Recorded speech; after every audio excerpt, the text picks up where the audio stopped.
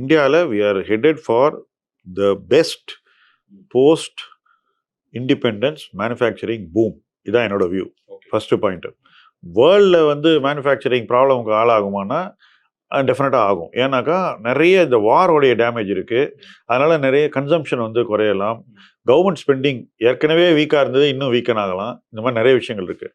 But இந்தியாவை பொறுத்த மட்டும் நம்ம இன்னைக்கு இருக்கிற இடம் மேனுஃபேக்சரிங் வளர்ச்சிக்கான ஒரு இடம் தான் நம்ம இருக்கிற இடம்.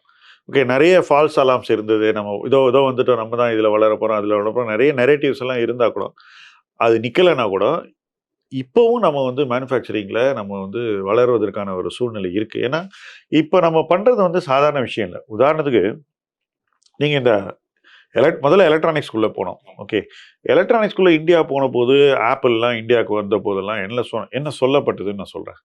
என்ன பெரிய விஷயம், ஏதோ கொஞ்சம் வருவாங்க, ஒரு 2 ஃபேக்ட்ரி போடுவாங்க, அதோட முடிஞ்சு போச்சுன்னு. அப்படி இல்லை, எல்லாருமே சைனாலேருந்து டீரீஸ் பண்ணணும்னு நினைக்கிறாங்க குளோபல் கம்பெனிஸ்.